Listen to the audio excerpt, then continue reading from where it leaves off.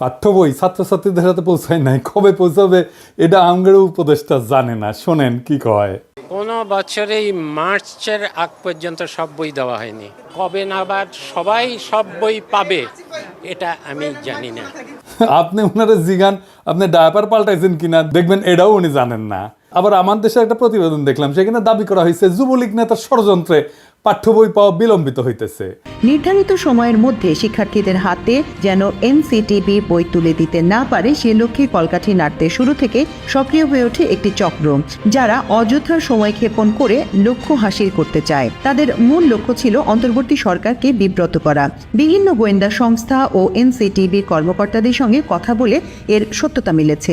মুদ্রণ শিল্প সমিতির সাবেক সভাপতি এবং যুবলীগ নেতা জহুরুল ইসলাম পাঠ্যপুস্তক নিয়ে সরকারকে বিব্রত করতে প্রথম থেকেই সক্রিয় হয়ে ওঠেন। এরই অংশ হিসেবে সরকারের বিনামূল্যের পাঠ্য বই মুদ্রণের জন্য 25 মার্চ পর্যন্ত সময় চেয়ে শিক্ষা উপদেষ্টা বরাবর চিঠি পাঠিয়েছিলেন মুদ্রণ শিল্প সমিতির সিনিয়র ভাইস চেয়ারম্যান জুনাইদুল্লাহ আল মাহফুজ। এ নিয়ে ব্যাপক আলোচনার পর তড়িঘড়ি করে সংবাদ সম্মেলন ডেকে ক্ষমা চান মাহফুজ এবং সমিতির প্যাডে চিঠিটি যাওয়ায় নিজের দায় স্বীকার করে ক্ষমা চেয়েছেন সমিতির সভাপতি রাব্বানী জাব্বারও। রাব্বানী সাবেক ডাক ও টেলিযোগাযোগ মন্ত্রী মোস্তফা জব্বারের আপন ভাই।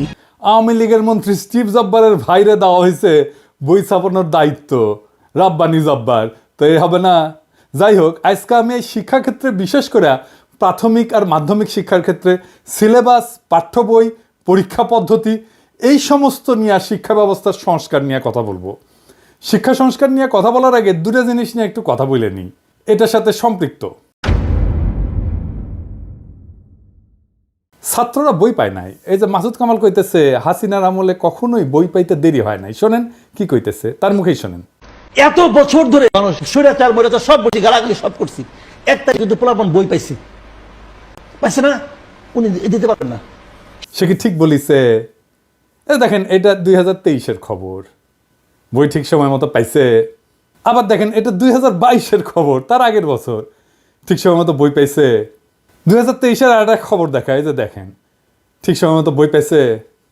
তাহলে মাসুদ কামাল কেন বলে যে হাসিনার আমলেও বই পাইছে 1 তারিখে? মাসুদ কামাল হাসিনার লেসপেন্সারি করিচ্ছে, ফ্যাসিবাদের লেসপেন্সারি করিচ্ছে, এটা টের পাচ্ছি। কারণ মাসুদ কামাল মনে করিচ্ছে আওয়ামী লীগ যদি আবার ক্ষমতা এসে যায় তাহলে একটা দাও মারা লাগবে। যাই হোক, এটার বাইরে একটা কারণ আছে। কারণ এটা হচ্ছে বাংলাদেশ। কেউ যদি প্রমিনেন্স পায়, নিজেরা ঈশ্বর ভাবতে থাকে, সে নিজেই রেফারেন্স উৎপাদন করে, নিজে চেক করবে তার টাইম কই। তাহলে এই যে মিছা কথাটা সে কইল, তার কি হবে? মাসুদ কামাল সিনিয়র সাংবাদিক। যাই হোক, আমি তার উপরে এখনই চড়াও হব না, তার আমি বেনিফিট অফ ডাউট দিতে চাই। স্লিপ অফ টাঙও তো হইতে পারে, ভুল হইতে পারে। কিন্তু মাসুদ কামাল এর পরে যদি ভুলভাল মিছা কথা কইছেন তাইলে গেলে বুঝেছেন একেবারে কচ্ছপের কামড় দিয়ে ধর্ম কলে। এবার আসেন, বইয়ের সিলেবাস পাল্টাইছে সরকার, জুলাই আগস্টের বিপ্লবের ঘটনা ঢুকাইছে। কি ঘটনা করিছে সেটা এনা দেখি, আসেন। দেখেন, হাসিনার নাম নেয়নি, পরে মনে হয় পুলিশের দায় শুধু। আওয়ামী লীগ নাই, ছাত্রলীগ নাই, গণঅভ্যুত্থানের বিরুদ্ধে মেইন কালপ্রিটের নাম নাই। এরা বাচ্চাদের কি শিক্ষা দিতে চায়?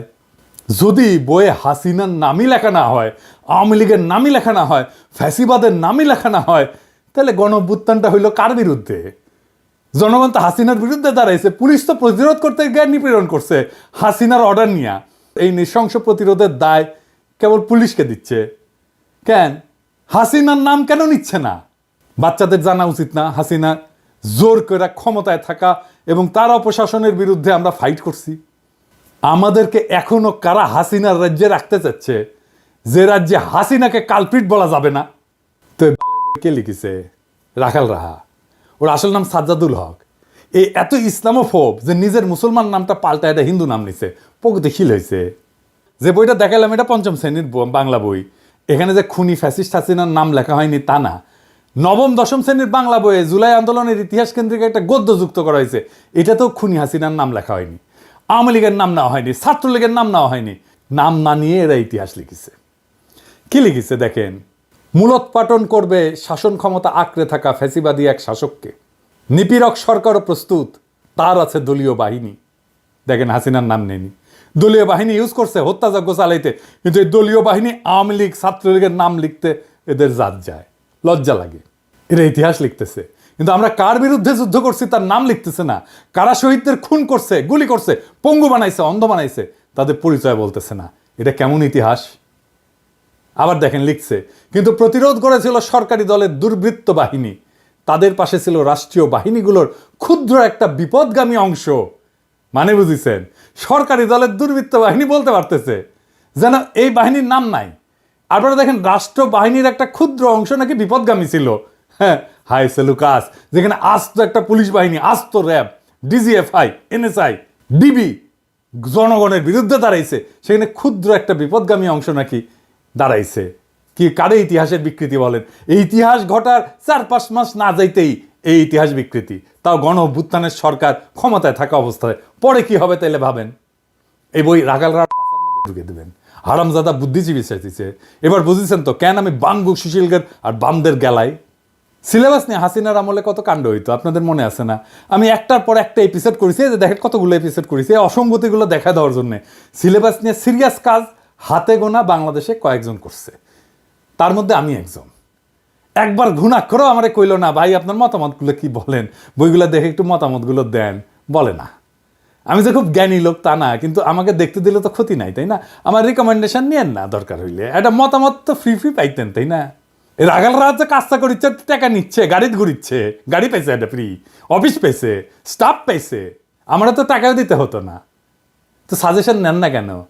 কারণ হইতেছে রাখালরা শুধু হিন্দু নামই নেয়নি, তার সাথে হিন্দু ধর্মের বর্ণ প্রথাও নিছে। আমি তো নমশূদ্র, তাই আমার সাজেশন নিলে জাত যাবে রাখাল রাহার। রাখাল রাহালকে দেখলে জিগায়েন তো, ওই যে ক্ষুদ্রকালে ওর যন্ত্রের যে কর্তৃত্ব চামড়া আছে না আগা, ওটিকে আবার লেগে নিছে নাকি প্লাস্টিক সার্জারি করে। যাই হোক, দেখেন আসিফ মাহতাব উৎস যে নতুন বই নিয়ে কি কইতেছে, ওরাও তো খুশি না। দেখেন তার ভিতরে কি কি দিচ্ছে তার একটা নমুনা কেউ একজন লিক করেছে, এবং এটা আসলেই যে তাদের মধ্যে আছে সেটা আমরা কনফার্ম করেছি। যে একটা গল্প তারা দিয়েছে, এটা আপনারা সব অনলাইনে পাবেন। তো গল্পটার এখানে অনেক সুন্দর সুন্দর কথা আছে, তার মধ্যে আমি একটা পড়ে শোনাই, যেটা পড়তেও আমার ভালো লাগছে। Sundays try to walk like a lady and not like the sluts that you've bent on becoming. এটার মানে হচ্ছে এইভাবে, মানে রবিবারে ভালোভাবে হেঁটে যাবে, যাতে করে তুমি যেই খান কি না সেটা হতে চাও, তুমি সেটা না হতে পারো। এবং এই গল্পে এই ওয়ার্ডগুলি, মা মেয়েকে খানকি ডাকছে, এটা মানে বারবার আসছে।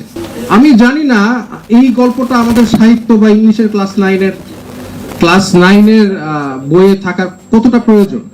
তার মানে সিলেবাস নিয়ে ঝামেলা মিটাতে পারে নাই। এবার আসেন আমি সলিউশন নিয়ে কথা বলি। এখন যেভাবে বই ছাপা হয় সেটা বন্ধ করতে হবে, তাইলে পরিবেশের ক্ষতি কিছুটা কমবে। গাছ কাটতে হবে না এই কাগজ তৈরি করার জন্য, কোনো ছাপা বই থাকবে না। ছাত্রছাত্রীরা ট্যাব পাবে, ট্যাব 1 বছর বইয়ের জন্য প্রত্যেক ছাত্রের পিছনে খরচা হয় প্রায় 500 টাকার মতো। ট্যাবের আয়ুষ্কাল যদি 3 বছর ধরি, তাহলে এই 3 বছরের খরচা মানে 1500 টাকায় বাংলাদেশে একটা উন্নত মানের ট্যাব উৎপাদন করা যাবে, যেটা পড়ালেখা করতে পারবে। চিন্তা করেন কি পরিমাণে কর্মসংস্থান হবে যদি আমরা বাংলাদেশে ট্যাব উৎপাদন করতে পারি। আবার ট্যাবের তো ট্রাবল শুটিং হবে, রক্ষণাবেক্ষণের জন্য নানা উদ্যোগ গড়ে উঠবে, নানা লোক এখানে কাজ করবে। এইটা সব স্কুল মাদ্রাসা একসাথে থাকবে, একটা সেন্ট্রাল ডেটাবেজে ভ্যালিডেটেড চ্যাপ্টার থাকবে, বইয়ের লেখে লেখে ওইখানে ভ্যালিডেটেড চ্যাপ্টার একটা স্টোর করা হবে আর্কাইভে। ওই আর্কাইভে চ্যাপ্টারগুলো থাকবে, বইগুলো লিখবে স্কুল আর মাদ্রাসার শিক্ষকেরা, ভ্যালিডেট করবে একটা বোর্ড। সংশ্লিষ্ট স্কুল বা মাদ্রাসার নিজের বই বা নিজের মডিউল সেন্ট্রাল ডেটাবেস থেকে, ওই আর্কাইভ থেকে চ্যাপ্টার দিয়ে নিজেরাই তৈরি করে নেবে ইলেকট্রনিক্যালি। বলবে এই আমার বই এই চ্যাপ্টারগুলো থাকবে, ব্যাস বই তৈরি হয়ে গেল। ওটা ডাউনলোড করে নেবে ছাত্ররা। এটা সুবিধা হচ্ছে স্থানীয় ভিত্তিতে নিজস্ব সিলেবাস তৈরি হবে। ধরেন আমি একটা এক্সাম্পল দিই, ময়মনসিংহ, রাজশাহী, চাঁপাইনবাবগঞ্জ, পাবনা, বগুড়া, কুড়িগ্রাম, গাইবান্ধা, এই সমস্ত অঞ্চলে একটা বিশেষ রোগ হয়, জানেন, খুব খতরনাক রোগ হয়। এটার নাম হইতেছে কালাজ্বর। এইখানে কালাজ্বরের কিভাবে প্রতিরোধ করা যায়, কালাজ্বরের রুগীকে কিভাবে আইডেন্টিফাই করা যায়, সেই বিষয়গুলো যদি ওই অঞ্চলের বইগুলোতে থাকে, তাইলে চিন্তা করেন ওই অঞ্চলের ছেলে মেয়েগুলো যায় না উঠবে কিভাবে এই রোগটাকে সামলানো যায়। স্থানীয় অঞ্চলের সংস্কৃতি স্থানীয় স্কুলে পড়ানো হবে। ধরা যাক ময়মনসিংহ গীতিকা, এটা পড়ানো হবে ময়মনসিংহ অঞ্চলের স্কুলগুলোতে। লবণাক্ততা, এটা থেকে বাঁচার উপায়, এটার পড়ানো হবে উপকূল অঞ্চলে। চাঁপাইনবাবগঞ্জে পড়ানো হবে গম্ভীরা, স্থানীয় সংস্কৃতি। কালাইয়ের রুটি, পার্বত্য চট্টগ্রামে ম্যালেরিয়া পড়ানো হবে। অত্যন্ত রিচ কারিকুলাম তৈরি করতে পারবো আমরা। স্কুলের শিক্ষক আর স্থানীয় স্কুল কমিটি তাদের বই ঠিক করে নেবে। বইয়ের সাথে সাথে কয়েক হাজার প্রশ্নও তৈরি করা থাকবে। এই প্রশ্ন করার জন্য কোনো ঝামেলার দরকার নাই। চ্যাটজিপিটিতে বইটা আপলোড করে দিয়ে বললেই হবে এই বই থেকে 2000 প্রশ্ন তৈরি করে দাও, উত্তরও তৈরি করে দাও, তাইলে তারা প্রশ্ন তৈরি করে দেবে, উত্তরও তৈরি করে দেবে। বইয়ের চ্যাপ্টারের ভ্যালিডিটি থাকবে 3 বছর। প্রত্যেক বছর এই আর্কাইভে নতুন নতুন চ্যাপ্টার তৈরি হবে, আর যুক্ত হবে। স্কুলে স্কুলে কম্পিটিশন হবে বইয়ের চ্যাপ্টার লেখার জন্য ছাত্রদের মধ্যে। ছাত্ররাই লিখবে নিজেদের বইয়ের চ্যাপ্টার। ক্লাস 9-এর ছাত্ররা তো অবশ্যই ক্লাস 8-এর ছাত্র বই লিখতে পারবে, তাই না? আমরা সেরা চ্যাপ্টারগুলো সারা দেশ থেকে বের করে নিয়ে এসে আর্কাইভে রাখবো। সারা দেশে স্কুল ছাত্ররা যদি লেখে, তার মধ্যে থেকে আমরা নিশ্চয়ই 10-12টা ভালো চ্যাপ্টার পাবো যারা ভালো লিখছে। প্রত্যেক চ্যাপ্টারের জন্য অনলাইন টিচিং মডিউল তৈরি করব। অনলাইনে সেইখান থেকে মূলত শিখবে ছাত্ররা। আমাদের কোয়ালিটি শিক্ষকের সমস্যা কমবে, একজন লক্ষ লক্ষ ছাত্রকে পড়াইতে পারবে। সেরা শিক্ষকেরা টিচিং মডিউল তৈরি করবে। সারা দেশে একই রকমের শিক্ষার মান নিশ্চিত হবে। পরীক্ষা হবে ইলেকট্রনিক্যালি। কিভাবে? ওই ট্যাব দিয়ে পরীক্ষা দিতে পারবে সবাই। প্রশ্ন র্যান্ডামলি তৈরি হবে অ্যালগোরিদম দিয়া। এক একজনের জন্য এক এক প্রশ্ন। পরীক্ষাও দেবে ট্যাব থেকে। কাউকে প্রশ্ন করতে হবে না, খাতা দেখতে হবে না, টেবুলেশন শিট বানাইতে হবে না। সকালে পরীক্ষা, বিকালে রেজাল্ট বের হয়ে যাবে। কত সময় বাঁচবে দেখেন। পুরা শিক্ষা ব্যবস্থা নিয়ে, সিলেবাস নিয়ে বেশিরভাগ সমস্যার সমাধান হয়ে যাবে। রাখাল রাহাদের রাহাজানি থামবে। আমরা অনেক গুরুত্বপূর্ণ বিষয়ে নজর দিতে পারবো এইটা অল্প সময়ের মধ্যে সম্পন্ন করতে পারলে। এখন প্রশ্ন হচ্ছে, এইটা কি বাস্তবায়ন করবে এই সরকার? এই সরকার তো কিছুই করে না, কিন্তু বলতে তো অসুবিধা নাই। আমাদের স্বপ্নটা জাগায় রাখতে হবে, আমাদের জাতিকে বুঝাইতে হবে আমাদের সম্ভাবনাটা কত বিশাল। আমাদের সমস্যা যাই থাক, তার সৃজনশীল সমাধান আছে। একদিন না হয় একদিন এই সমাধান বাস্তবায়িত হবে। ততদিন স্বপ্নকে জাগায় রাখতে হবে আমাদের। আমরা স্বপ্ন দেখি এমন এক বাংলাদেশে যেখানে শিক্ষার জন্য অপেক্ষা করতে হয় না, যেখানে পাঠ্য বই বিতরণে অব্যবস্থাপনার শিকার হইতে হয় না। আমরা স্বপ্ন দেখি এমন একটা শিক্ষা ব্যবস্থা যা শুধু জীবিকা অর্জনের পথ দেখায় না, বরং সৃজনশীলতা, উদ্ভাবনী শক্তি এবং আত্মমর্যাদা জাগায় তোলে। আমাদের স্বপ্ন একটা বিপ্লবের, সৃজনশীল বিপ্লবের। এই বিপ্লব কোনো বন্দুকের গুলিতে না, কোনো আন্দোলনে না, কোনো প্রতিবাদের মিছিলে না। এটা হবে আমাদের চিন্তায়, আমাদের দৃষ্টিভঙ্গিতে, আমাদের কর্মের মাধ্যমে বিপ্লব। আমরা বিশ্বাস করি প্রত্যেকটা শিশু একটা সম্ভাবনার প্রদীপ। আমাদের কাজ সেই প্রদীপের আলোকে জ্বালানো। তাদের হাতে কেবল সঠিক বই তুলে দেওয়া না, বরং এমন একটা শিক্ষার প্ল্যাটফর্ম দেওয়া যেখানে তারা নিজেদের শ্রেষ্ঠ সংস্করণ হয়ে উঠতে পারবে, সেই তার বেস্ট ভার্সন হয়ে উঠবে। আমরা চাই প্রত্যেকটা শিশু জানুক যে তারা কেবল ভবিষ্যতের অংশ না, তারা নিজেরাই ভবিষ্যৎ। এই শিক্ষা ব্যবস্থা তাদের আত্মবিশ্বাস, সৃজনশীলতা এবং নেতৃত্বের গুণাবলী গড়ে তুলবে। তারা শুধু স্বপ্নই দেখবে না, তারা স্বপ্ন বাস্তবায়নও করতে শিখবে।